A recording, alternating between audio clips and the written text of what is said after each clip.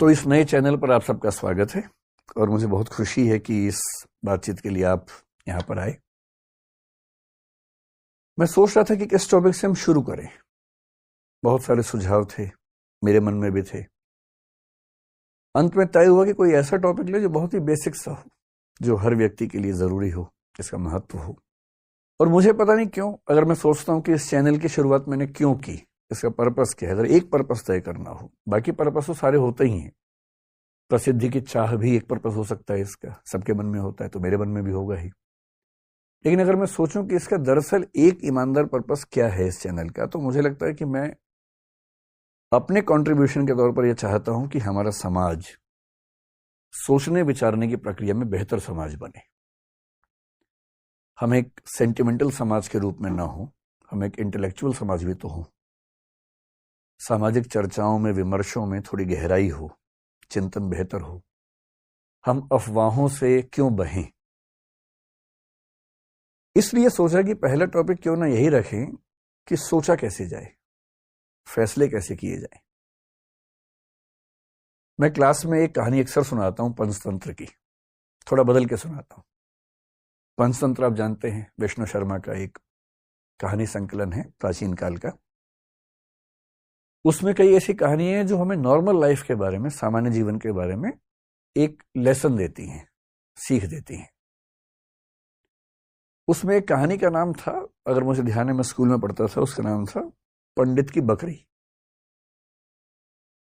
कहानी थोड़ी सी अलग थी, मैं उसे थोड़ा सा अलग करके आपको सुनाता हूं ताकि आज के परिवेश में उसका महत्व ज्यादा समझ में आए। कहानी ये है, मैं फिर बता रहा हूं, कहानी में बदल के सुना रहा हूं ताकि बाद में कोई हमला ना करे कि नहीं कहानी तो ये थी, बदल कैसे दी। उस कहानी में यह था कि एक पंडित जी एक बकरी खरीद के जा रहे हैं। 3 लोगों को लालच है कि बकरी खाएंगे हम। उनको बेवकूफ बनाने के लिए एक ने कहा कि कुत्ता कहाँ ले जा रहे हो, एक ने कहा कि आप कौन सा पशु बताया, मेरे 3 पशुओं के नाम बोले कि ये कहाँ ले जा रहे हो, वो कहाँ ले जा रहे हो। उन्हें कंफ्यूजन हो गया कि जरूर कोई बहुरूपीय जानवर है, तो छोड़ के भाग गए। मैं इस कहानी को थोड़ा सा मोल्ड करके सुनाता हूं कि एक बार एक आदमी एक छोटा सा बछड़ा खरीद के जा रहा था, सुंदर सा, और 3-4 चोरों की नजर पड़ी। उनका मन हुआ कि काश ये बछड़ा हमें मिल जाए, सस्ता मिल जाए, आधे दाम पे या उससे कम पे मिल जाए, तो क्या करें। तो उन्होंने एक साजिश की। बारी बारी वो उस व्यक्ति से रास्ते में मिले। पहले एक व्यक्ति मिला एकदम सीरियस चेहरा बना के। उसने कहा, अरे पंडित जी, बकरी कितने के लिए। पंडित जी ने कहा, यार ये तो बछड़ा है, बकरी थोड़ा है। तो वो बड़े अच्छे से हंसा, उसने कहा ये बछड़ा है, अच्छा। इतना कह के मुस्कुराते हुए निकल गया वहां से। पंडित जी को लगा अजीब गधा आदमी है, फिर देखा है तो बछड़ा ही। उसका उतना ही काम था, किया और निकल गया। अब वो आगे चल रहे हैं, करीब 100-200 मीटर के बाद एक दूसरा आदमी अलग जगह से आया। इनके बीच में आपस में साठ गांठ है, ये इनको नहीं पता है। दूसरा आदमी आया और आते बोला, वाह पंडित जी, कितनी मोटी बकरी है, एकदम बछड़ा लग रही है देखने में तो। अब इसको लगा कि ये तो मामला फंस गया। ध्यान से देखा, बोला नहीं यार, मैं तो बछड़ा ही लाया हूं। बोला वही तो मैं कह रहा हूं, देखने में लग रहा है एकदम, लेकिन है मोटी बकरी। ये कह के वो भी निकल गया। फिर 1 किलोमीटर बाद तीसरा मिला और उसने कहा, पंडित जी बस ऐसी ही बकरी चाहिए मुझे भी, कहां मिलेगी ऐसी बकरी। उसने कहा, फिर पंडित ने फिर थोड़ा धमकाते हुए कहा कि यार ये बछड़ा है भाई। लेकिन अब वो दबाव कम बना रहा था, वो खुद दबाव में था। तो वो भी ठहाका मार के ऐसा बोला, बछड़ा ऐसा होता है, अच्छा, ये करके चला गया। और फिर चौथा आदमी जो असली था उनका मास्टरमाइंड, चीफ कॉन्स्पिरेटर, फिर वो आया पैसे गिनते हुए। उसने कहा, अरे अरे अरे, ऐसा ही बकरा चाहिए, ऐसी बकरी चाहिए, कितने की मिलेगी, कितने की मिलेगी। तो पंडित जी को लगा मुझसे बहुत बड़ी गलती हो गई है, मैं तो बकरी खरीद के ले आया बछड़े के नाम पे या बछिया के नाम पे। फिर लगा घर जाऊंगा, घर पे पिटूंगा, इससे अच्छा नुकसान कम कर लेता हूं। तो एज्यूम कीजिए कि उस जमाने में 100 रुपए के आसपास का लिया था, तो उन्होंने बताया कि मैंने 100 का लिया है। 100 का, बकरी तो 20 रुपए की आ जाती है, लेकिन ये इतनी तंदुरुस्त है, अगर आप चाहें तो मैं इसके बदले आपको 40 रुपए दे सकता हूं। और पंडित जी को लगा कि यार चलो 60 का नुकसान सही, कम से कम 80 का तो नहीं होगा, और 40 का उसको दिया और खुश होकर घर लौटे कि बच गया आज तो। अब ये जो पंचतंत्र की कहानी है, ये इसलिए है कि जब हम जीवन में निर्णय करते हैं तो हमारे पास बहुत सारे ऊट पटांग से इनपुट्स आते हैं, और यदि आप बहुत समझदार इंसान नहीं हैं तो इस बात का पूरा खतरा है कि कोई ना कोई कभी ना कभी आपको बेवकूफ बना ही देगा। और हम जिस दौर में हैं, हम तो व्हाट्सएप यूनिवर्सिटी के दौर में हैं, सारा ज्ञान ही वहां से आता है। सोशल मीडिया, आप लोग मोबाइल फोन के मरीज हो चुके होंगे मेरे ख्याल से, मैं भी आधा मरीज हूं, आप भी होंगे ही, आप तो नई जनरेशन के लोग हैं, ज्यादा मरीज होंगे। बिना वजह के मोबाइल फोन खोल लेते होंगे, फिर उस पर करते रहते होंगे ऐसे ऐसे, रील देख रहे हैं तो रील ही देख रहे हैं, शॉर्ट देख रहे हैं तो शॉर्ट्स ही देख रहे हैं, मन ही नहीं भर रहा है। फोन देखते देखते थक गए और फोन रखा, और 1 मिनट के बाद फिर फोन उठा लिया कि थक गए हैं, क्योंकि डोपामाइन रिलीज होता है आजकल फोन देखने से। ये एडिक्शन है, खतरनाक एडिक्शन है। और हर वीडियो में कुछ ना कुछ मैसेज कन्वे हो रहा है। इंफॉर्मेशन इतनी ज्यादा कभी नहीं आई हमारे आसपास जितनी आजकल आ रही है, और वो भी ऑडियो विजुअल फॉर्मेट में आ रही है। अखबारों के दौर में लिखित सूचना आती थी, केवल साक्षर लोग पढ़ते थे, बाकी पढ़ते ही नहीं थे। आज के दौर में ऑडियो है, विजुअल है, टेक्स्ट है, हर भाषा में है, कोई व्यक्ति बच ही नहीं सकता। और अगर किसी समूह के पास ताकत हो, उसके पास 10,000 ऐसे बेरोजगार हों जिनको काम दिया जाए कि दिन में 500-500 मैसेज भेजने, हर मैसेज के बदले 2 रुपए मिलेंगे, तो कोई समूह पूरे समाज को अपने तरीके से सोचने के लिए मजबूर कर सकता है। महाभारत का सोच के देखिए, महाभारत का युद्ध है, एक तरफ पांडव हैं, एक तरफ कौरव हैं। पांडवों के साथ में कृष्ण है। नैतिकता के लिए जरूरी है कि पांडव जीतें और कृष्ण इस पूरी योजना के साथ वहां पर हैं। पर पांडव जीत नहीं पा रहे, जिसके कई कारणों में से एक ये है कि कौरवों की सेना में द्रोणाचार्य भी हैं, उनका पुत्र अश्वत्थामा भी है। द्रोणाचार्य गुरु तो पांडवों के भी हैं, कौरवों के भी हैं, पर वो राजधर्म का पालन कर रहे हैं, क्योंकि वो जिस राज्य के साथ हैं उसके साथ खड़े हैं। पांडवों की सेना उनको हरा नहीं पा रही है, और अंत में कृष्ण को समझ में आता है कि पांडवों को जितवाने के लिए कुछ कूटनीति का सहारा लेना होगा। कृष्ण कूटनीति के शिखर हैं। वो युधिष्ठिर से एक बात कहते हैं, पर युधिष्ठिर तैयार नहीं है एक गलत बात कहने के लिए, और अंत में कृष्ण अपनी पूरी कूटनीतिक ताकत का इस्तेमाल करके सिचुएशंस बनाते हैं। एक हाथी अश्वत्थामा नाम का, उसकी हत्या होती है। बात फैलाई जाती है कि अश्वत्थामा मारा गया। अश्वत्थामा द्रोणाचार्य के पुत्र का नाम भी है, और द्रोणाचार्य अचानक हताश होने लगते हैं। उन्हें फिर भी लगता है कि एक बार मैं खबर को ऑथेंटिकेट कर लूं, प्रामाणिक है या नहीं चेक तो कर लूं। तो वो अपने समय के सबसे प्रामाणिक व्यक्ति युधिष्ठिर से पूछते हैं। युधिष्ठिर धर्मराज हैं, झूठ नहीं बोलते हैं। पूरी पांडवों की सेना ने, टीम ने जब उनसे कहा, वो तब भी तैयार नहीं हुआ कि मैं झूठ नहीं बोलूंगा। लेकिन अब झूठ नहीं है, अश्वत्थामा की हत्या हुई है, हाथी की हुई है, तो क्या हुआ, हुई तो है ही। और तब भी वो चाह रहे हैं कि मैं पूरी बात बोलूं। द्रोणाचार्य ने पूछा, क्या अश्वत्थामा मारा गया? युधिष्ठिर कह रहे हैं, अश्वत्थामा हतो नरोवा कुंजरोवा। अश्वत्थामा मारा गया, आदमी था या हाथी था। लेकिन जैसे ही नरो व कुंजरो वा कह रहे हैं, ठीक उसी क्षण में बहुत तेज शंख बजता है कृष्ण का, और उस शंख की आवाज में द्रोणाचार्य सुन नहीं पाते पूरी बात। और क्योंकि वो सुनते हैं सिर्फ इतना कि अश्वत्थामा मारा गया, वो हताश हो जाते हैं, हथियार छोड़ देते हैं, युद्ध भूमि में जमीन पर टिक के बैठ जाते हैं और इसी क्षण का फायदा उठा के धृष्टद्युम्न उनकी हत्या कर देता है। मैं सोचता हूं कई बार कि द्रोणाचार्य इतने योग्य व्यक्ति थे, यदि मिस इन्फॉर्मेशन से या मैनिपुलेटिव इंफॉर्मेशन से उनको भी एक गलत तथ्य के प्रति आश्वस्त किया जा सकता था, तो आज के दौर में जब हर तरफ सोशल मीडिया के हमले हैं, कैसे कोई व्यक्ति सही फैसले करे? अगर द्रोणाचार्य उस आवाज को सुन पाते, नरो वा कुंजरो वा, तो शायद उनका फैसला बदल गया होता, शायद युद्ध की कहानियां अलग होती।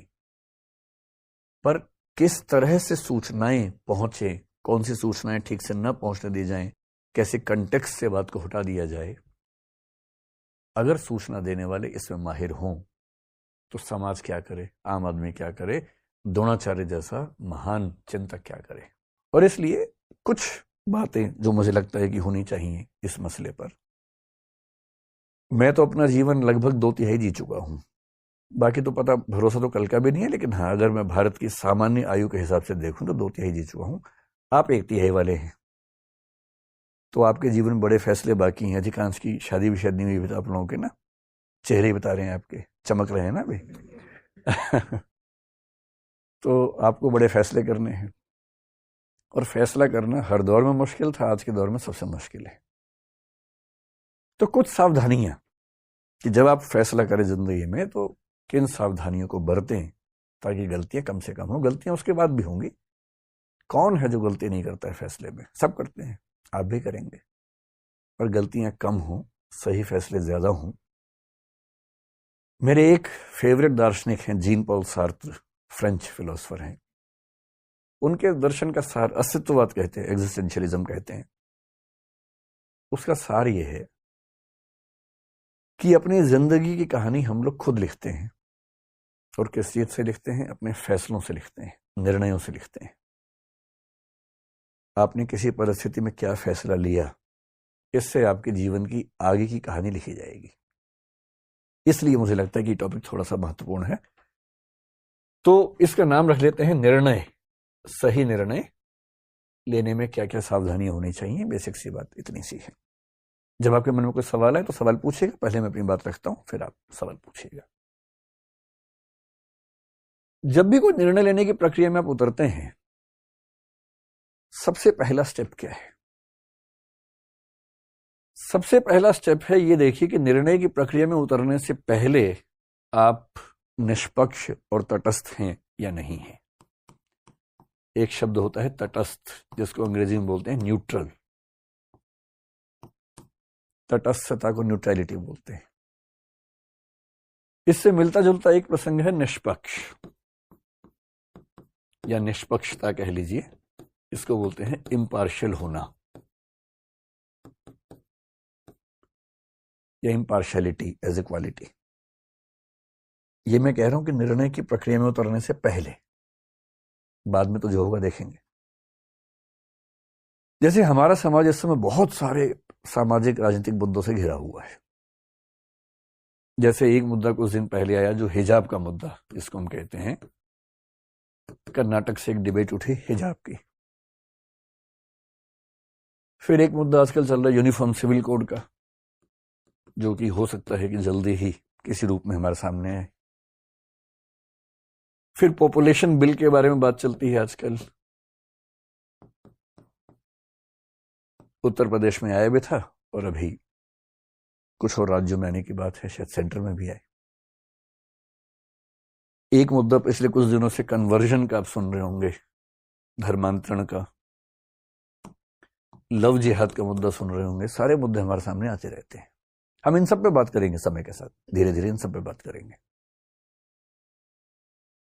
पर किसी टॉपिक पर बात करने से पहले देखना जरूरी है कि हम पहले से फैसला ले तो नहीं चुके हैं।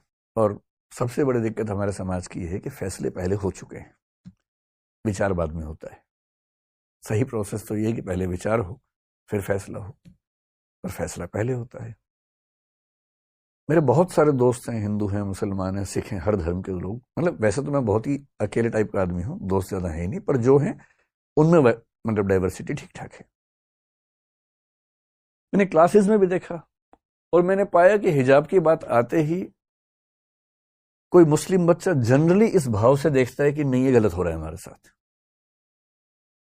और कई हिंदू बच्चे इस भाव से देखते हैं कि एकदम सही और होना चाहिए और होना चाहिए। और मजे की बात है कि टॉपिक क्या है ना इसको पता ना उसको पता है। कर्नाटक हाई कोर्ट का जजमेंट क्या है 128 पेज का, ना इसने पढ़ा ना उसने पढ़ा। कर्नाटक सरकार का क्या डायरेक्शन आया था, रूल क्या था, ना इसने पढ़ा ना उसने पढ़ा। और फैसले का एग्जैक्ट मतलब क्या है किसी को नहीं पता। पर हम टॉपिक शुरू होने से पहले ही राय बना के चलते हैं। E.H. कार एक बड़े अच्छे विद्वान हुए हिस्ट्री में, उनकी एक किताब है बड़ी अच्छी, हिस्ट्री, इतिहास क्या है, व्हाट इज हिस्ट्री। बड़ी अच्छी किताब है। उन्होंने साबित किया कि हिस्ट्री के बारे में आप कुछ भी कह लीजिए, कितने फैक्ट्स हैं, इतने प्रमाण हैं, सब बेकार की बातें हैं। अंततः इतिहासकार के दिमाग में जो बैठा हुआ है वो साबित वही करता है। इसलिए मार्क्सिस्ट हिस्टोरियन लिखेंगे तो आप पाएंगे सबके निर्णय लगभग एक जैसे आते हैं, और जो नेशनलिस्ट हिस्टोरियंस हैं उनके फैसले एक जैसे आते हैं हमेशा। किसी हिस्टोरिकल फिगर को लेकर सोच लीजिए, अकबर की बात कर लीजिए, औरंगजेब की बात कर लीजिए, एक धारा के फैसले हमेशा एक से आएंगे, दूसरी धारा के फैसले हमेशा एक से आएंगे। ऐसी माइंडसेट से अगर हम चलेंगे, और हमारी यूनिवर्सिटीज में भी तो यही होता है। बहुत रोचक बात है, यूनिवर्सिटीज में टीचर्स बटे हुए हैं कि ये मार्क्सवादी है, ये भाजपाई है। और मैं सोचता हूं कि जो आदमी देश को पढ़ाने की जिम्मेदारी संभालता है यूनिवर्सिटी में, वो एक विचारधारा से बंध कर चीजों को देखने का आदी कैसे हो सकता है? उसके अंदर इतना वैचारिक साहस क्यों नहीं है कि किसी मुद्दे पर मेरी विचारधारा से बेहतर राय किसी और विचारधारा की भी हो सकती है? ये साहस क्यों नहीं है? और इसलिए जो बात यूनिवर्सिटीज तक में मिस होती है तो समाज में तो कहां से आएगी? विश्वविद्यालय का तो काम है समाज को सही दिशा देना, वही नहीं है तो समाज में कहां से आएगी? पहले कोशिश कीजिए न्यूट्रल होने की, तटस्थ होने की, कि मुद्दे को समझने से पहले ना मैं इस तरफ हूं ना मैं उस तरफ हूं। हिजाब की बात है, मुझे नहीं पता, मैं पहले स्टडी करूंगा पूरा। स्टडी करने के बाद मामला ठीक लगेगा तो मैं कहूंगा हाँ ये ठीक है, गलत होगा तो बोलूंगा गलत है। पहले क्यों फैसला करूं? ये तो बहुत बेसिक सी बात है। न्यूट्रलिटी ही जब रियल सिचुएशंस में आती है उसको बोलते हैं निष्पक्षता, impartiality in the specific situations. और ध्यान रखना है, निष्पक्ष नहीं रह पाने के भी दो तरीके होते हैं। निष्पक्ष का मतलब है कि भाई मैं एक्स और वाई के झगड़े में ना एक्स की तरफ हूं ना वाई की तरफ हूं। जैसे मान लीजिए दो बच्चों में झगड़ा हो जाए और उनमें से दोनों की मम्मियां नीचे आ जाए। जनरल परसेप्शन ये है कि मम्मी बच्चों के झगड़े में अपने बच्चे का पक्ष लेगी। ये ऐसा नहीं कि सोशल कंस्ट्रक्ट की बात हो रही है, बायोलॉजिकल लेवल पे बात चल रही है, क्योंकि मदर्स का लव आमतौर पे अनकंडीशनल माना जाता है। और ये बात मैं जो कह रहा हूं मैं अफवाहों के बेस में नहीं कह रहा हूं। एरिक फ्रॉम बहुत बड़े मनोवैज्ञानिक हैं, उनकी किताब है द आर्ट ऑफ लविंग, उसके बेस पे कह रहा हूं। मदर्स का लव आमतौर पर अनकंडीशनल होता है कि मेरा बच्चा परेशान है तो फिर मैं अपने बच्चे के साथ हूं, मुझे विचारधाराओं से, राष्ट्र, समाज, राजनीति, इन सबसे मतलब नहीं, मुझे बच्चे से मतलब है। इसलिए यदि कोई मदर बहुत ऑब्जेक्टिव है अपने बच्चे के मामले में तो बहुत बड़ी बात है। जनरली इस बात की संभावना ज्यादा है कि वो थोड़ा सा उसके पक्ष में खड़ी होगी। पिता लोग जिस प्रोसेस से आगे बढ़ते हैं उसमें इस बात का खतरा ज्यादा होता है या संभावना ज्यादा होती है कि वो ऐसे मामलों में बहुत ज्यादा अपने बच्चे के पक्ष में झुके हुए ना दिखें। कभी कभी नहीं भी होंगे, लेकिन उसमें भी खतरा है।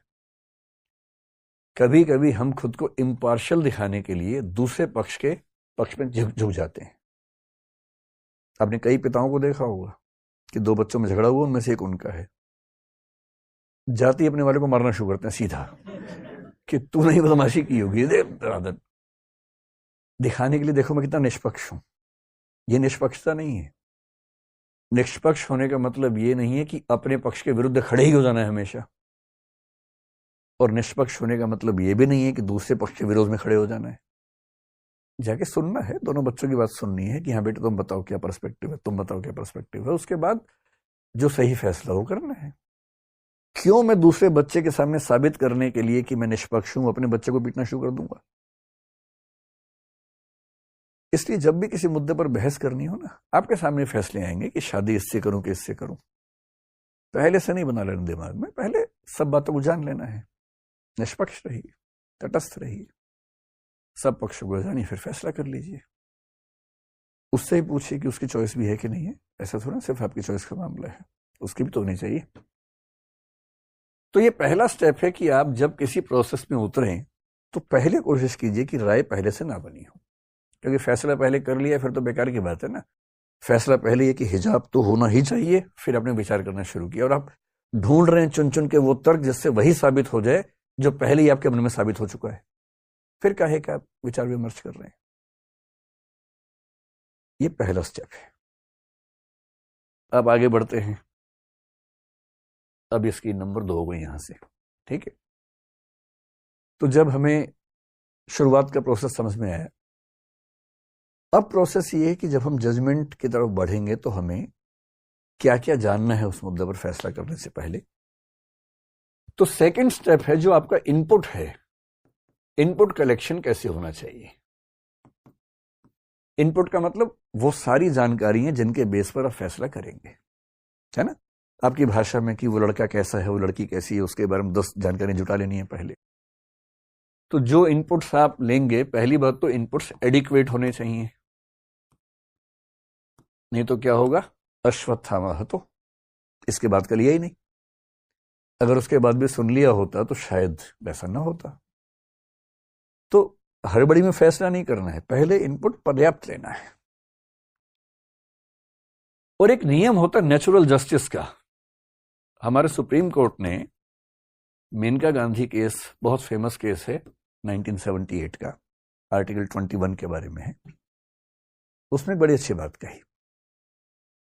आप लोग क्योंकि शायद यूपीएससी की तैयारी भी करते हैं आप में से अधिकांश लोग, तो आप जानते होंगे 1973 में संविधान के मूल ढांचे का कंसेप्ट आया था 24 अप्रैल को केशवानंद भारती केस में। उसके बाद से सुप्रीम कोर्ट ने बीच बीच में कुछ फैसलों में यह बताना शुरू किया कि यह चीज भी संविधान का मूल ढांचा है।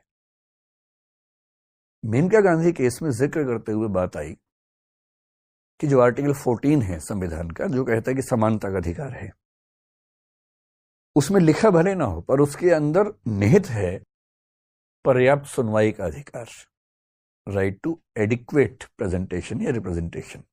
इसका मतलब कोई भी अदालत, कोई भी कमीशन, कोई भी अथॉरिटी, वो पासपोर्ट अथॉरिटी के बारे में था, पासपोर्ट ऑफिसर के बारे में था, कोई भी सरकारी अधिकारी किसी व्यक्ति का पक्ष सुने बिना, यानी कि दूसरा पक्ष सुने बिना कोई फैसला नहीं कर सकता है।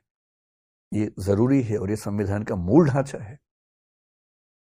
सरकार का कोई भी अधिकारी आपके खिलाफ कोई फैसला बिना आपको सुनवाई का मौका दिए कर ही नहीं सकता है।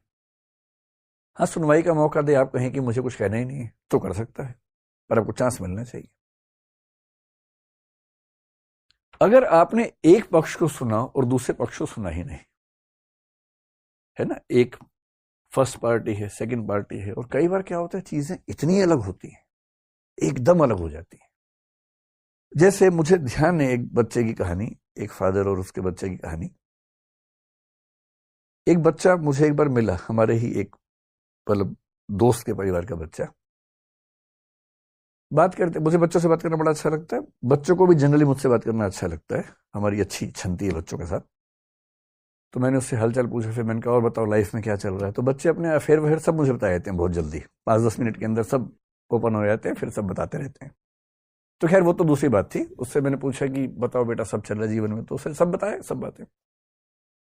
बात करते करते अचानक मुझे फील हुआ कि वो अपने बाप को लेकर बहुत नाराज है। तो मैंने कहा कि क्या हुआ? बोला देखो मेरे स्कूल में ट्रिप जा रहा है, सारे बच्चे जा रहे हैं, मैं ही नहीं जा रहा, पापा ने मना कर दिया। मैंने कहा यार पापा ने क्यों मना किया होगा?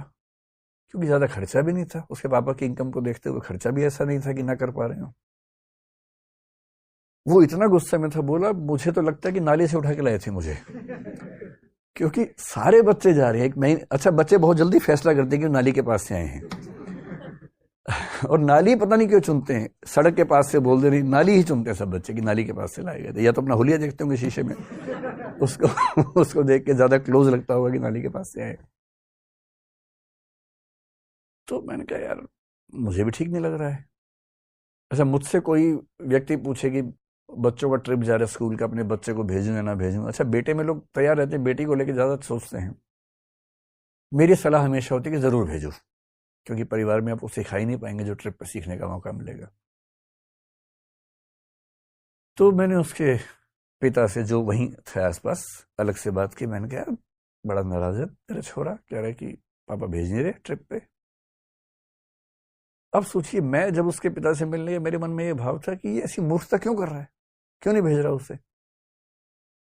और उसके बाप ने साइड में ले जाकर क्या बोला मुझे, बोला सर दिक्कत क्या है, डॉक्टर ने मना किया है, इसके हार्ट में प्रॉब्लम है। डॉक्टर ने कहा है कि भूल के भी बाहर नहीं भेजना है, और ये भी कहे कि इसको पता भी नहीं चलना चाहिए कि प्रॉब्लम है। अगर इसको बता दिया इस उम्र में कि हार्ट में दिक्कत है तो जिंदगी खत्म, भेज दिया तो वैसे खत्म, तो करें क्या। अब देखिए दूसरा पक्ष सुनते क्या, वो पर्सपेक्टिव पूरा चेंज हो गया।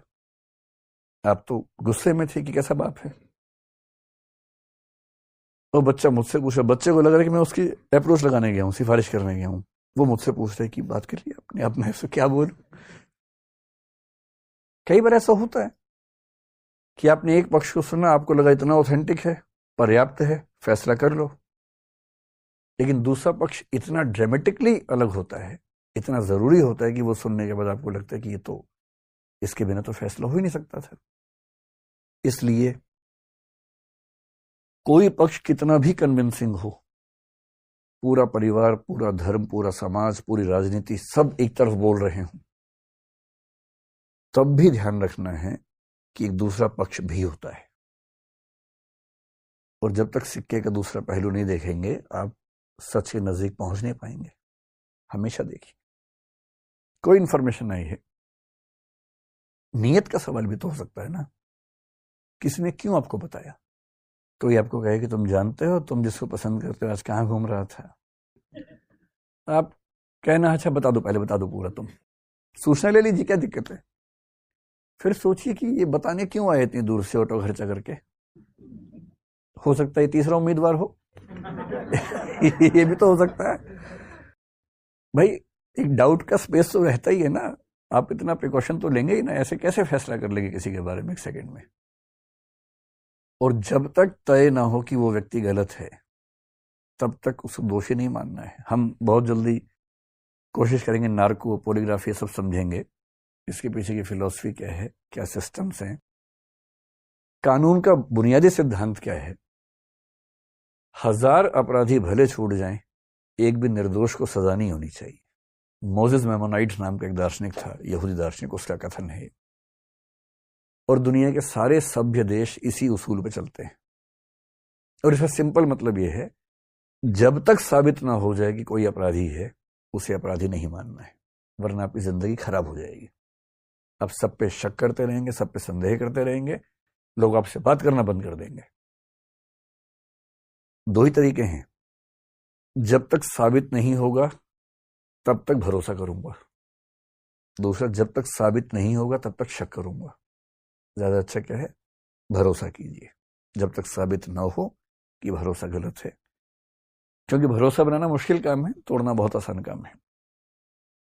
अब जब इतना कुछ हो गया, आपने नेचुरल जस्टिस भी देख लिया, एडिक्वेट आपके पास फैक्ट्स हैं, पक्ष विपक्ष में हैं, दोनों तरफ के हैं, वो सब देख लिए, तब सवाल आता है कि अब हमें जजमेंट करने की ओर बढ़ना है। और जजमेंट करते समय हमें किन किन गलतियों से बचना है।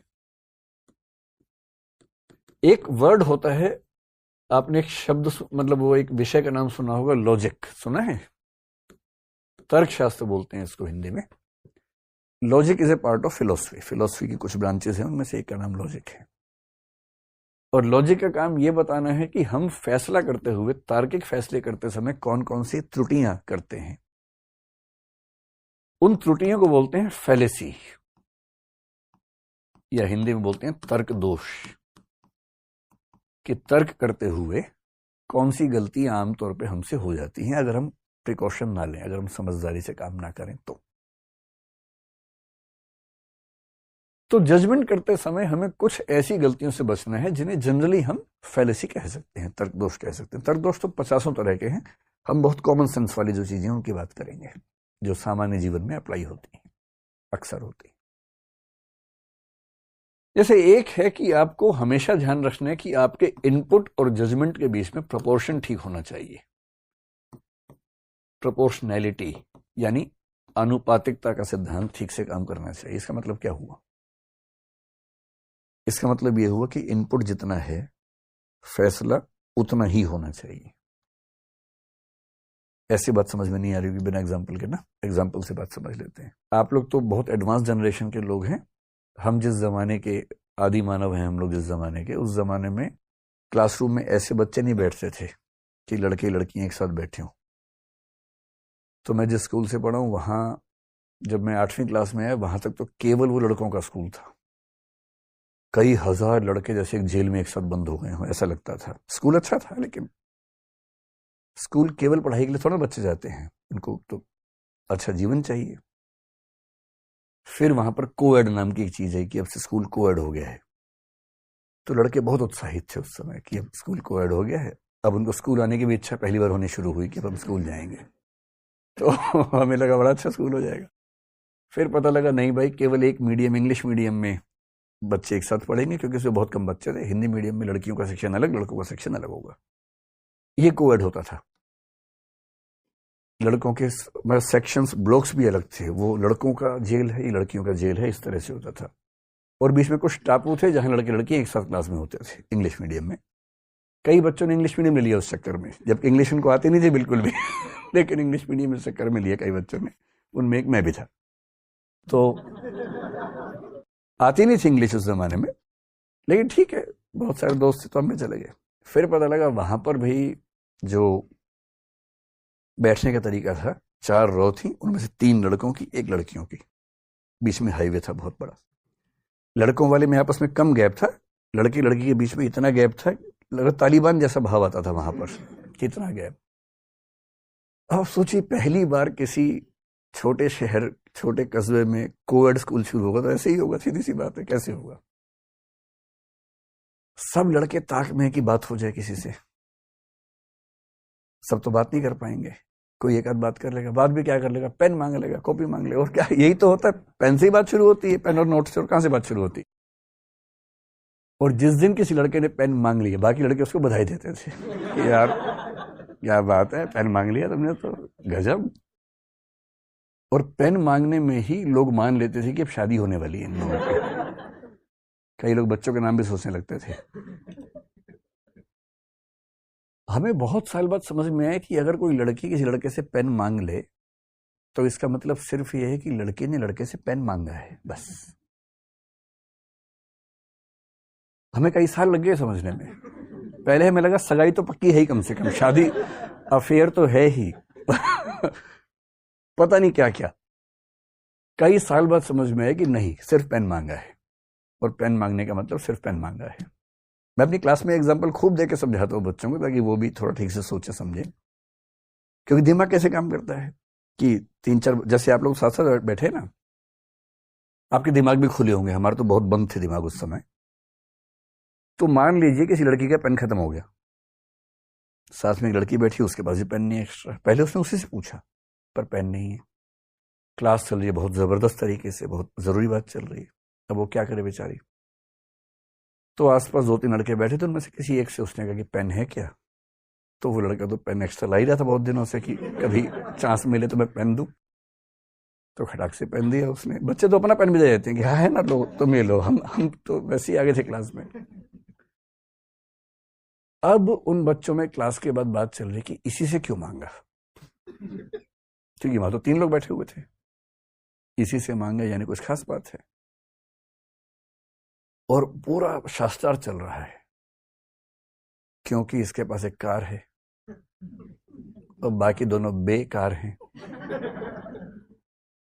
फिर और चल रहा है, नहीं ये दिखने में अच्छा लगता है, नहीं ये, नहीं वो, नहीं वो। फिर अंत में किसी ने उससे पूछ लिया, इन लड़कों में से एक की बहन क्लासमेट थी, उस बहन को बीच में लाया गया कि तुम पूछ के बताओ क्या बात है। उसने पूछा कि तुमने यार पेन इसी से क्यों मांगा? 3 लोग बैठे थे। वो पता क्या बोलती है, किससे? कौन था? आप कह रहे कि ये 3 लोग थे, तुमने इनमें से इसी से पेन क्यों मांगा? बोली अच्छा ये तीनों थे क्या वहां? मैंने तो देखा ही नहीं, ऐसे मान लिया पेन दे दो भाई, मैं तो सोचा भी नहीं। और तब उन मतलब महाराज को पता लगता है कि वो चुने नहीं गए हैं, वो बाई चांस बैठे थे तो उनसे पेन मांग लिया गया है। तो आपकी उम्र में थोड़ा ज्यादा होता है कि इनपुट को बहुत बढ़ा बढ़ा के देखने की आदत हम लोगों को होती है। तो इनपुट जितना है ना, फैसला उतना ही। अगर किसी ने कहा कि भाई पेन दे दो, यानी पेन मांगा है ना। कोई देख के मुस्कुरा दे, ऐसा भी होता है कभी कभी। लड़के लोग झेल नहीं पाते हैं। मुझे ऐसे केसेस क्लास में मिलते थे।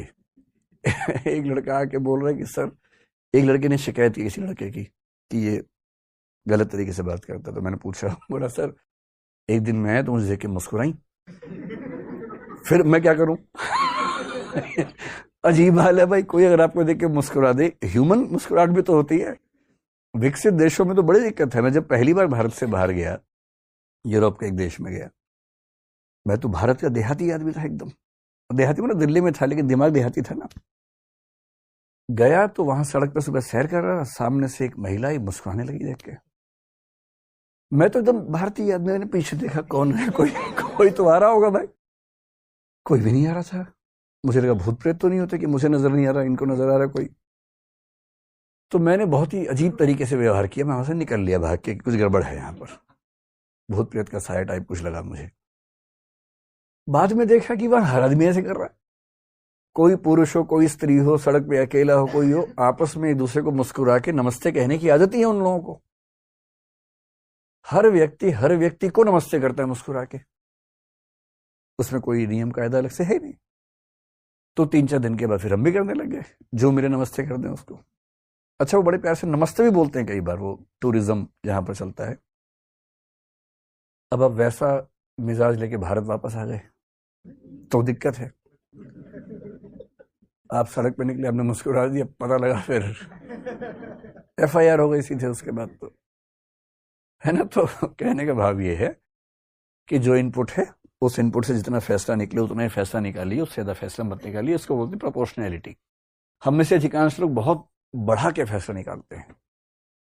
किसी ने सिर्फ इतना आपसे कहा कि यार अच्छा नहीं लगा तुमने आज ये काम किया, और आपने क्या क्या फैसले, सुसाइड और पता नहीं क्या क्या सोच लिया दिमाग के अंदर, उतना ही। किसी मूड में किसी ने कुछ कह दिया, टेम्परामेंट में, इमोशंस में कह दिया, तो उसकी वैल्यू उतनी रखी, बहुत बढ़ाइए मत उस चीज को, उतना ही जितना उसका महत्व होना चाहिए, उससे ज्यादा नहीं होना चाहिए। जजमेंट की दूसरी फैलेसी को बोलते हैं इलिसिट जनरलाइजेशन, अवैध सामान्यीकरण इसको बोलते हैं हिंदी में। ये हम सब बहुत करते हैं, बहुत ज्यादा। और मैंने ऐसे बहुत मासूम मासूम बच्चों को देखा है, छोटे बच्चे भी, जैसे पहली बार कोई पसंद आ गया उनको, मान लीजिए, स्वाभाविक सी बात है, ऐसा तो हो ही जाता है 10वीं 12वीं ग्रेजुएशन में। किसी को देखकर अच्छा लगना है तो बहुत स्वाभाविक है। अगर बिल्कुल नहीं ऐसा हो रहा तो चिंता की बात है, और हो रहा तो नॉर्मल बात है। और उसी मासूमियत में जाके उसने कह दिया कि आप मुझे बड़े अच्छे लगते हैं। और दूसरे व्यक्ति को ना मना करने की तमीज नहीं थी। भाई मना करने की भी तमीज होती है ना।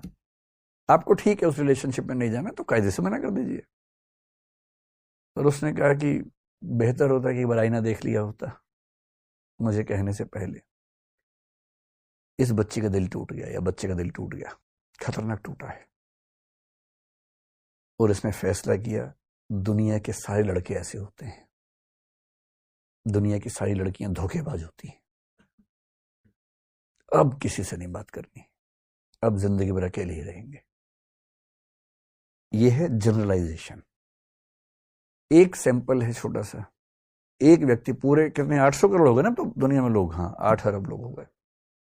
800 करोड़ में एक ने आपको गलत तरीके से बोला, और आपने फैसला कितने के बारे में किया? अगर 400 मान लें आधे उसमें से, तो 400 करोड़ के बारे में फैसला आपने कर लिया।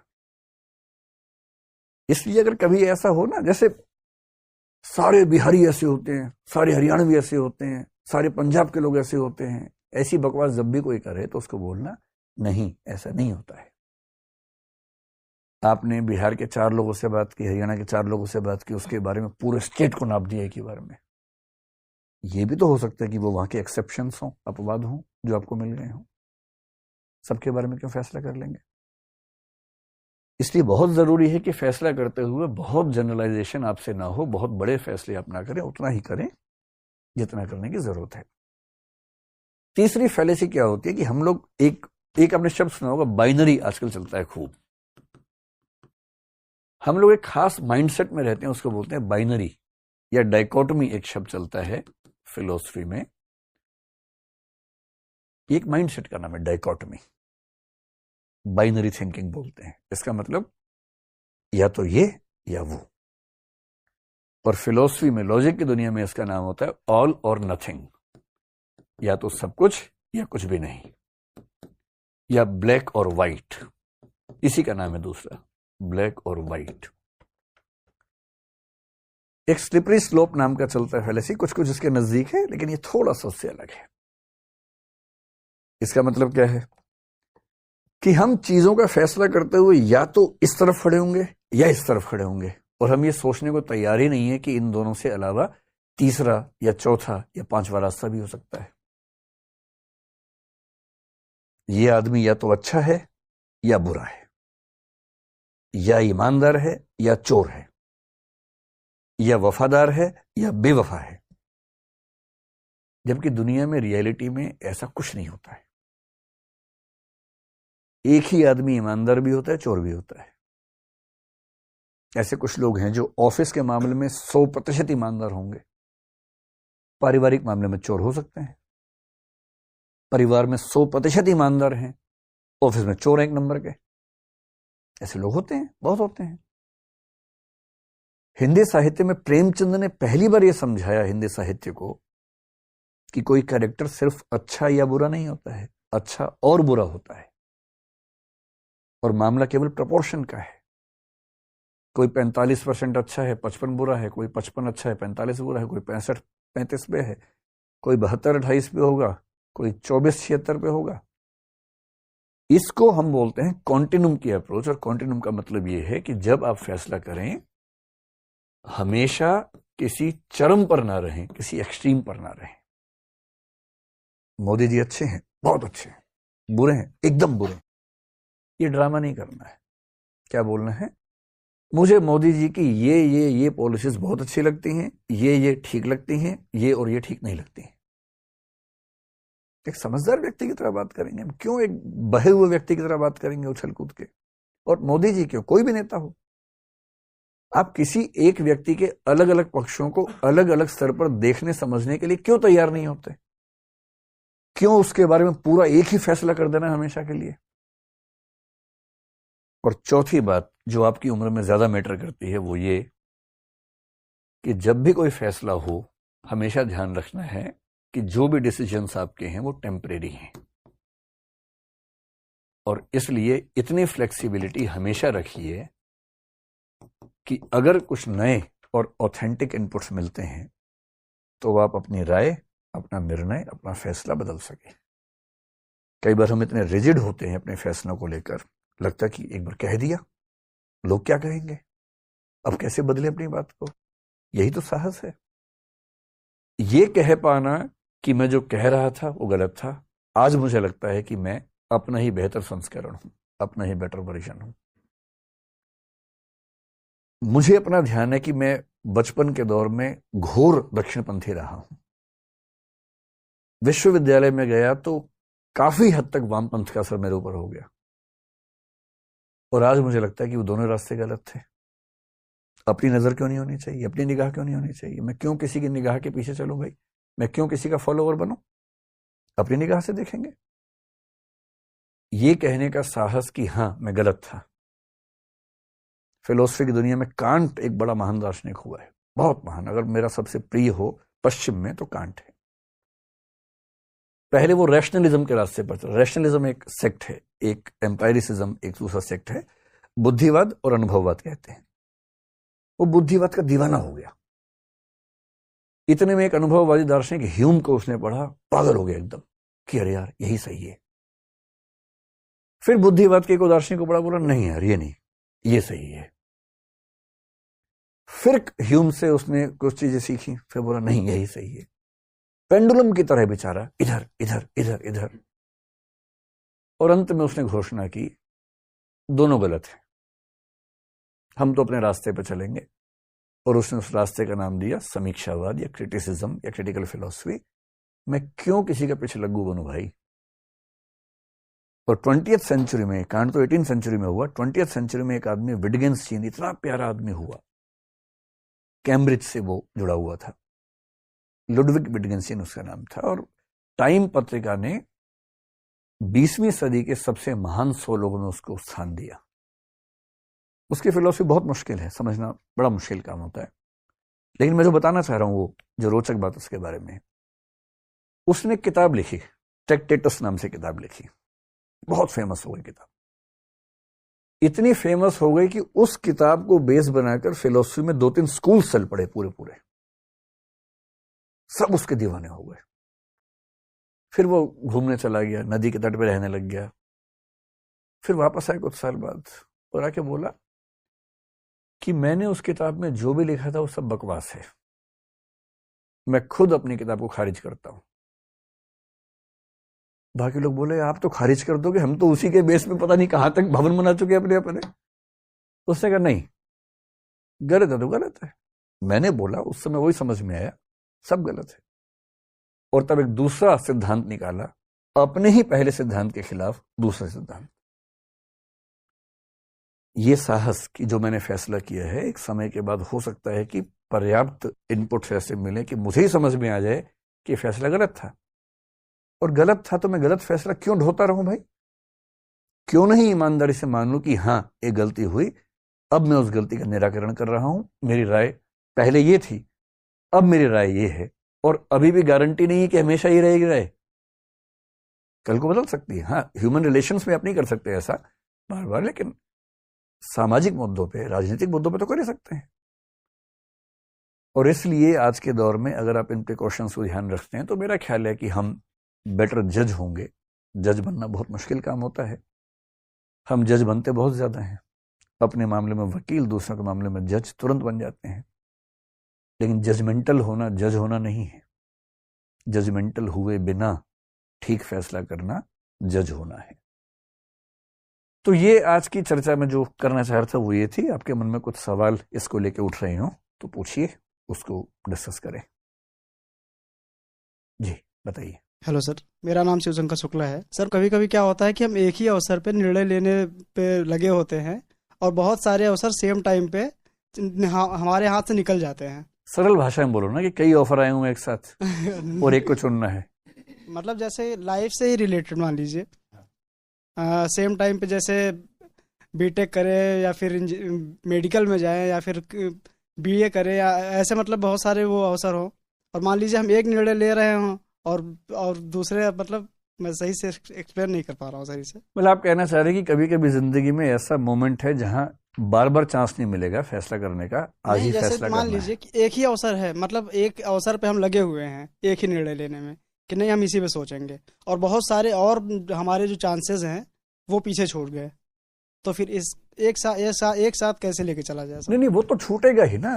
बैठिए बैठिए, देखिए वो तो छूटेगा ही।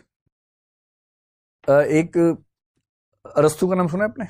उसने इससे बड़ी अच्छी बात की। उसने कहा कि जब हम पैदा होते हैं तो पोटेंशियलिटी बहुत होती है हमारे अंदर, एक्चुअलिटी कुछ भी नहीं होती है। यानी जैसे आप छोटा बच्चा है, क्या बनेगा? इंजीनियर बन सकता है, डॉक्टर बन सकता है, प्लेयर बन सकता है, कुछ भी बन सकता है, जो चाहे बने। एक्चुअल भी कुछ भी नहीं बना है। धीरे धीरे वो जिंदगी के फैसले लेगा। जैसे मान लीजिए 10वीं क्लास के बाद उसने चुन लिया कि मैं ह्यूमैनिटीज पढ़ूंगा। अब ह्यूमैनिटीज पढ़ते ही अब वो डॉक्टर नहीं बन सकता, इंजीनियर नहीं बन सकता, साइंटिस्ट नहीं बन सकता, चार्टर्ड अकाउंटेंट नहीं बन सकता। अब वो हिस्टोरियन बन सकता है, पॉलिटिकल साइंटिस्ट बन सकता है, सोशियोलॉजिस्ट बन सकता है। जैसे जैसे जीवन में आप आगे बढ़ते हैं पोटेंशियलिटी कम होने लगती है और एक्चुअलिटी बढ़ने लगती है, और आगे चल के आप एक स्पेशलाइजेशन में चले जाते हैं, सुपर स्पेशलाइजेशन में जाते हैं, तो आपके पास एक दो ऑप्शन बचते हैं। ये तो जिंदगी का सामान्य नियम है ना आज के दौर में। करना यह है कि जब आप ऐसे जंक्शन पे खड़े हों, किसी मुहाने पे खड़े हैं जहां फैसला करना है, चौराहा है, फैसला केवल इसलिए मत कीजिए कि आपके समाज ने क्या कहा है, परिवार ने क्या कहा है, या दोस्तों ने क्या कहा है। जिंदगी का फैसला है, बुद्धि और दिल का मामला कम है, अंतरात्मा का मामला ज्यादा है। और जब ऐसे मामलों में दुविधा हो, बुद्धि की भी जरूरत है। जैसे 3 में से एक चुनना है, तीनों के फायदे क्या है, नुकसान क्या है, नोट कीजिए। कभी कभी नोट करने के प्रोसेस में ही समझ में आ जाएगा कि यह फैसला ठीक नहीं होगा, आप खुद ही छोड़ देंगे, आपका मन भी मान जाएगा उसके लिए। और कभी अगर ऐसी दुविधा है कि मन नहीं मान रहा है, तो मैं तो ये मानता हूं कि अंतिम फैसला बुद्धि से नहीं, अंतरात्मा से होना चाहिए। और अंतरात्मा एक वो आवाज है जो आपके अंदर आपको बीच बीच में सुनाई देती है, कौंधती है। उसको माना जाता है कि वो आपके व्यक्तित्व के सबसे नजदीक की आवाज है। अंतरात्मा से फैसला लेने में भी गलती हो सकती है, लेकिन उसमें गलती सबसे कम होगी, मिनिमम मिस्टेक्स होंगी। और ये बात एग्जिस्टेंशियलिज्म के लोग बार बार कहते हैं, हजारों बार कहते हैं कि जब भी दुविधा हो जीवन में, अंतरात्मा से फैसला लेना है। अंतरात्मा पर कभी विस्तार में बात करेंगे, अभी संकेत के रूप में। ठीक है जी, बताएं। नमस्ते सर। मेरा नाम कविता है सर जी। सर, जैसे आपने इनपुट के बारे में बताया, तो उससे रिलेटेड एक सवाल है सर। जैसे इनपुट पहले सर हम ग्राउंड लेवल पे बहुत सारी चीजों को सर्च कर बातचीत कर समझते थे। अभी सर उन इनपुट्स को हम कहीं ना कहीं यूट्यूब के प्लेटफॉर्म पे सर्च करते हैं। उसमें भी सर हम वीडियो में देखते हैं कि कौन सा 1 घंटे का है, कौन सा 30 मिनट का। बहुत छोटे से विकल्प को लेकर आगे बढ़ते हैं। अब वो चीज और छोटी होकर शॉर्ट्स और रील्स में आ गई है, तो कहीं ना कहीं सर दिमाग उलझा रहता है कि कौन सा इनपुट है, मतलब एक सही इनपुट है। उसमें सर अपने दिमाग को किस तरीके से एक सृजन करे कि इनपुट में भी चीजें हमें क्लियर हो पाए। देखिए, इनपुट का जो मेरा तरीका है, जैसे मान लीजिए मुझे किसी मुद्दे पर बात करनी है, जैसे जो हमने कहा हिजाब है, कोई मुद्दा है, उससे बात करनी है, तो मैं क्या करता हूं, सबसे पहले उसमें लेफ्ट और राइट विंग के 5-5, 6-6 बढ़िया लेख अपने फोन में सेव करता हूं, फिर प्रिंट आउट निकाल लेता हूं। कुछ बढ़िया लेख द हिंदू में मिलेंगे, कुछ आपको एक्सप्रेस में मिलेंगे, ये लेफ्ट ओरिएंटेशन के अखबार हैं। जो राइट विंग के प्लेटफॉर्म्स हैं या अखबार हैं, कुछ अच्छे लेख, रिसर्च आर्टिकल्स वहां भी मिल जाएंगे।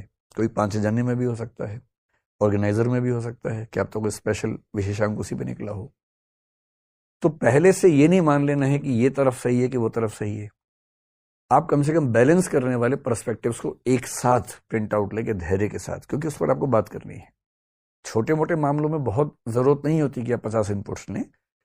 मामले की गंभीरता और महत्व के हिसाब से इनपुट्स की मात्रा तय होनी चाहिए। तो मेरा तरीका यह है, किसी विषय पर बात करने से पहले जितनी विचारधाराओं के पर्सपेक्टिव्स उस विषय पे हैं, उन सबकी तरफ से कम ऑथेंटिक 2-3 आर्टिकल्स पढ़ूं, उनमें से सार निकालूं, ट्रक्स निकालूं, अपने विवेक का इस्तेमाल करके देखूं कौन सा आर्गुमेंट किसका ठीक है, उन सब सही चीजों को मिला के अपनी एक राय डेवलप करूं।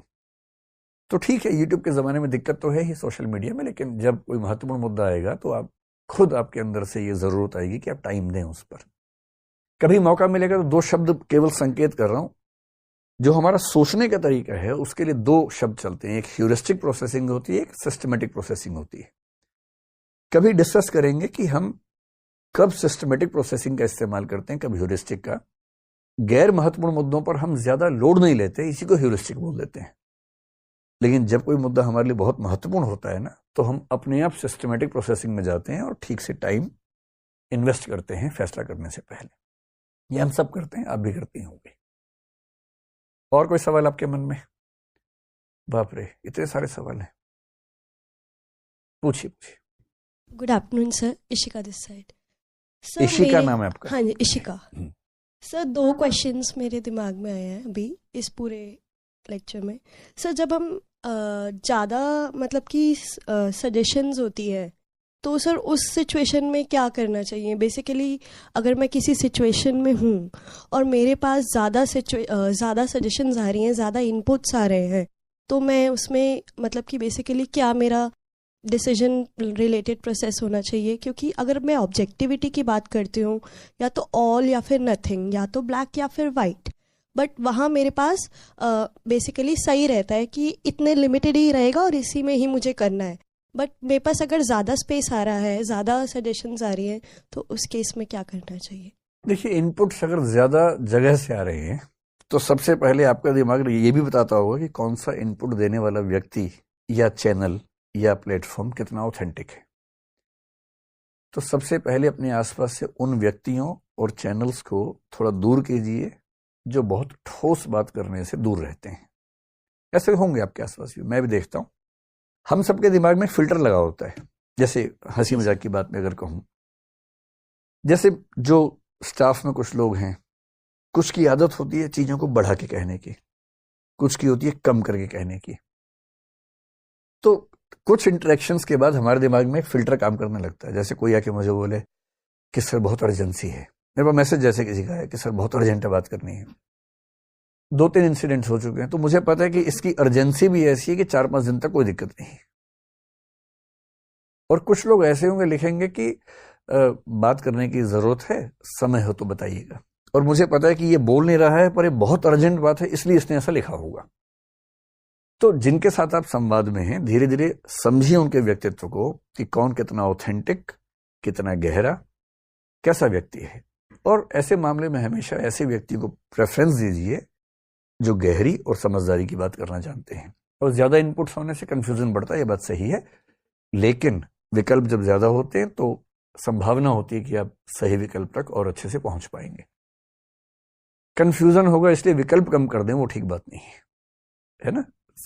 निर्णय की प्रक्रिया बेहतर बने, वो बेहतर बात है। सर कभी कभी ऐसा भी होता है कि हम डिसीजंस पहले से भी ले चुके होते हैं, बट फिर भी हम एक सजेशन के लिए जाते हैं, तो उस केस में ऐसा कभी कभी नहीं होता, आमतौर पे होता है।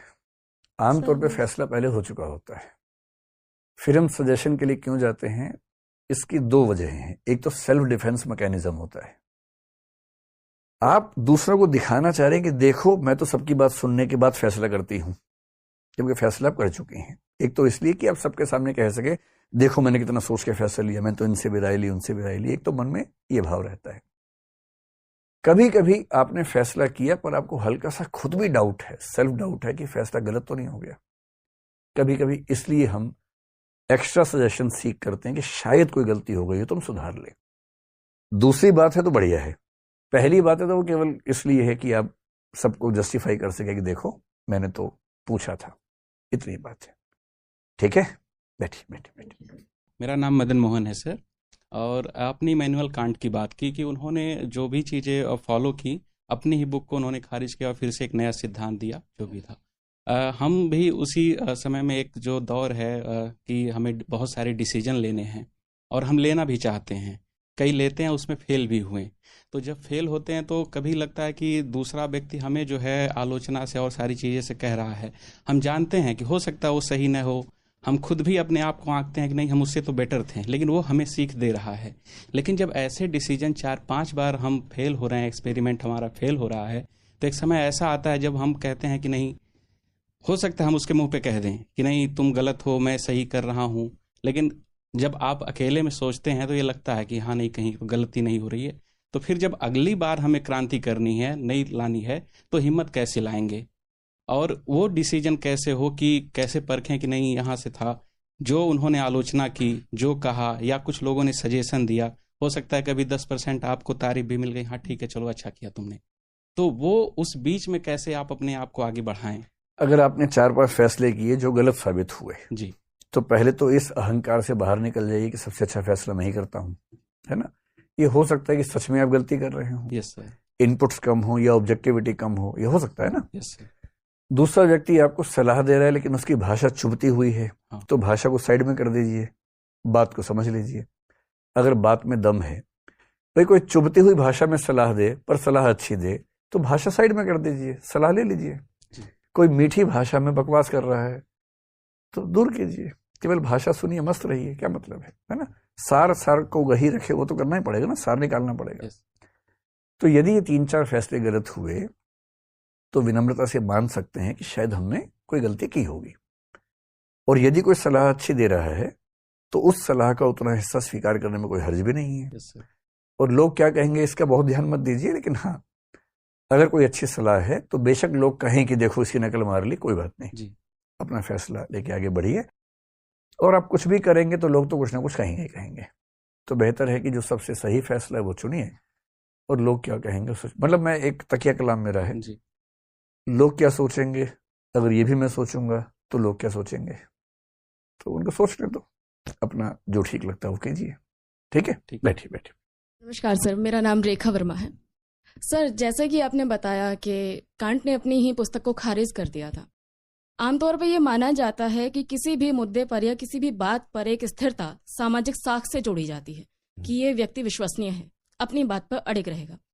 लेकिन ड्यूरिंग द लाइफ प्रोसेसन हम लोग सोचते हैं वही परिष्करण वाला सिद्धांत कि ये चीज़ ठीक है, अनुभव से गलत मिली है, आगे इसको और बेहतर करते हैं। और अगर ये ऐसा बार बार हो रहा है तो क्या उस सामाजिक साख को हम कैसे काउंटर करें? मैंने पहले ही कहा था कि पर्सनल रिलेशंस में ये बात लागू नहीं होती है। मैं सामाजिक संबंधों के हाँ, संदर्भ में मैं बात कर उसी की बात कर रहा हूँ। संबंधों के मामले में यदि आप बार बार खारिज कर रहे हैं तो इसमें सच में ये खतरा है कि आपको एक सही व्यक्ति के रूप में ना देखा जाए, क्योंकि बचपन की बात अलग है, मैच्योर होने के बाद जब आप संबंध अपने चुनते हैं तो ये अपेक्षा की जाती है कि आपने सोच समझ के चुना होगा। एक आध गलती हो सकती है, लेकिन बार बार होगी तो इसका मतलब आपके थॉट प्रोसेस में मिस्टेक्स हो रही हैं। यहां तो बात है विचारों की। अगर आप कहें कि मैंने पिछली बार इस पार्टी को वोट दिया था, लेकिन इस बीच में मुझे लगा कि मेरा फैसला गलत था, इसलिए मैं इस बार इस पार्टी को वोट दूंगा, मुझे नहीं लगता कोई आपकी साख इससे खत्म होने वाली है। सामाजिक, राजनीतिक, आर्थिक मुद्दों पर आपके फैसले क्या हैं, अगर वो बदल रहे हैं और तथ्यों के साथ बदल रहे हैं, आप समझा सकते हैं लोगों को कि मैंने क्यों अपनी राय बदली, तो इससे आपकी राय, आपके बारे में साख बेहतर ही बनेगी, खराब नहीं बनेगी। लेकिन हाँ, पर्सनल सोशल रिलेशनशिप्स में बहुत फ्लक्चुएशंस अगर हैं तो ये संकेत है कि आप बहुत स्थिर मन से नहीं सोच पा रही हैं। वो बात सही भी है। तो मैंने पहले ही कहा था कि रिलेशनशिप्स की बात नहीं है, ये विचारों की बात है, मुद्दों की बात है। मुद्दों के मामले में आपकी राय समय के साथ बदले, तथ्यों के साथ बदले तो कोई दिक्कत नहीं है। क्या परेशानी है? तब तो फिर सर जैसा कि समझाना होगा, अपना पक्ष रखना होगा, तो क्या हम फिर उसी प्रोसेस में फंसे रहेंगे? फिर अपना नहीं। परिश्रम हम कैसे तो करेंगे? फिर और एक बिंदु वो आता है जब आपको इस बात से फर्क पड़ना बंद हो जाता है कि दूसरे आपके बारे में क्या सोच रहे हैं। फिर साख की बात ही क्यों करनी? जैसे मेरी साख मेरे इलाके में शून्य है, इस मामले में मुझे फर्क भी नहीं पड़ रहा है। मैं इतना क्यों सोचूं कि वो मेरे बारे में क्या सोच रहे हैं? मैं निश्चिंत हूं, मुझे फर्क ही नहीं पड़ रहा है। और कभी किसी से नाराजगी हो भी जाए ना, दुश्मनी मत कीजिए, उसमें टाइम बहुत खर्च होता है। सबसे अच्छा होता है इग्नोर कीजिए। एग्जैक्टली। जिक्र क्या, जुबां पे नाम नहीं, इससे बढ़कर इंतकाम नहीं। वाह, सोचिए ही मत, अपनी जिंदगी में आगे बढ़िए, मस्त रहिए। Thank you sir. बैठिए बैठिए। बहुत बहुत शुक्रिया, आप लोगों ने इतना समय निकाला, और जल्दी अगले सेशन में हम लोग मिलेंगे फिर से। ठीक, धन्यवाद।